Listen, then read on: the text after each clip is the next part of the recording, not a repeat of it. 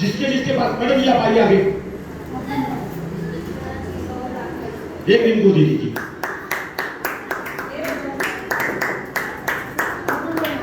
पुनः एक बार नवोजान धम्म चक्र बुद्ध विहार गोराई बोरीवली।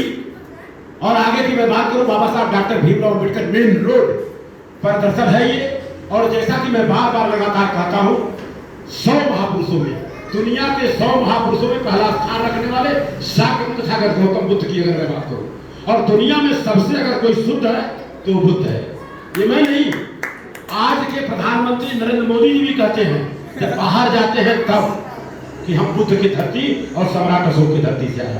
यहाँ आके भुनभुना बजाते बात अलग है, ठीक है।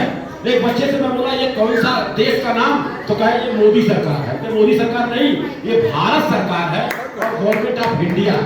तो लोगों के दिमाग में कुछ न कुछ भरा जा रहा है जी। ये सारे लोग मिल गए आप लोगों को।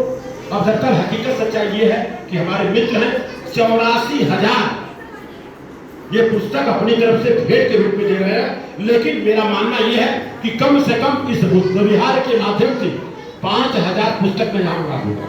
अब आप लोगों को होगा घर घर पहुँचाना है, घर घर पहुँचाना है।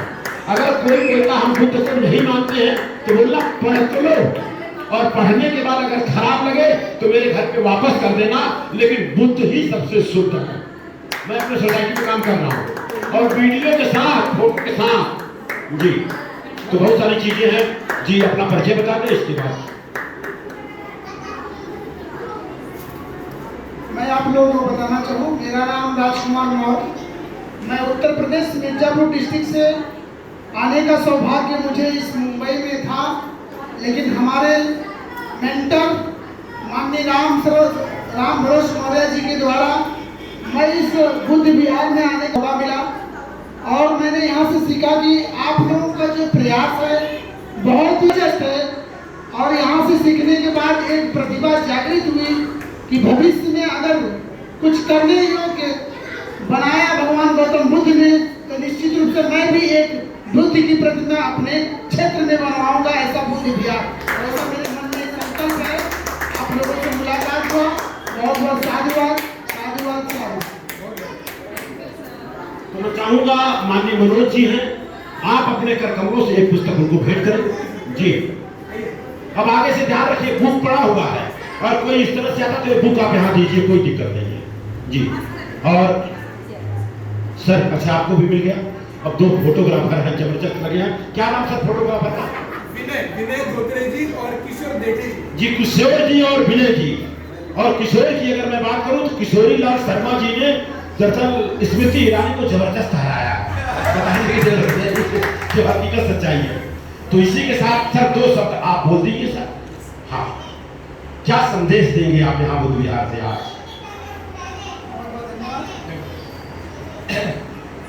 जिस उत्तर प्रदेश की धरती से राजकुमार मौर्य जी आते हैं, उसी उत्तर प्रदेश की धरती में तथागत भगवान गौतम बुद्ध इनका बहुत बड़ा इतिहास है। वैसे ही लुम्बिनी जो जगह है, जो भी नेपाल में है, वो पहले भारत का ही भाग था। ऐसे पवित्र जगह से राजकुमार मौर्य जी आए, उनका बहुत बहुत स्वागत है बुद्ध विहार में, नवोजान धम्म चक्र बुद्ध विहार। और जैसे आपने बोला कि बुद्ध का ये प्रकाश पूरी दुनिया में अंधेरा दूर करने के लिए जरूरत है। और हमारे जो मौर्य जी हैं, इनकी जितनी मिसालें दी जाए उतनी कम है। ऐसा काम करते हैं कि किसी भी नौजवान को लज्जा फील होगा, ऐसा वो काम करते हैं। तो हमारे लिए बहुत ही गर्व की बात है।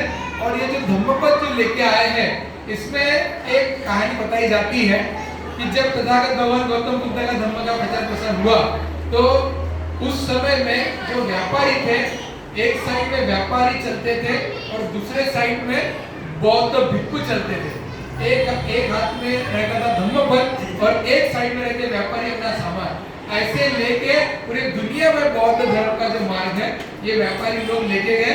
और उनका व्यापार क्यों बढ़ा? क्योंकि उनके एक हाथ में था धम्मपद और दूसरे हाथ में था व्यापार। ये दोनों चीज चलती थी, इसलिए बौद्ध धर्म ये दुनिया के सभी लोगों तक ये बौद्ध धर्म पहुंच पाया। तो ये उस बौद्ध धर्म की खूबी थी। तो इसलिए जो व्यापारी है उसको भी हमको यही कहना है कि दुनिया में आपका उद्देश्य खाली पैसा कमाना नहीं है। जिंदगी जीने के लिए पैसा चाहिए, लेकिन पैसा सब कुछ नहीं है। जो इंसानी सुख जो चाहिए इंसान को, वो अंतिम उद्देश्य है। और वो एक बाजू में धम्मपद और दूसरे बाजू में व्यापार, एक बाजू में धम्मपद दूसरे में जीवन व्यवहार, ये दोनों साथ साथ चलेंगे तो दुनिया में शांति और बुद्ध का जो मार्ग है ये कायम होगा। इतना ही बोलता हूँ और अपने वाणी को विराम देता हूँ। हमारे मौर्य जी, राजकुमार मौर्य जी, सभी का तहे दिल से स्वागत है। ऐसे ही बुद्ध का प्रकाश पूरे दुनिया में फैलाइए। जय भीम।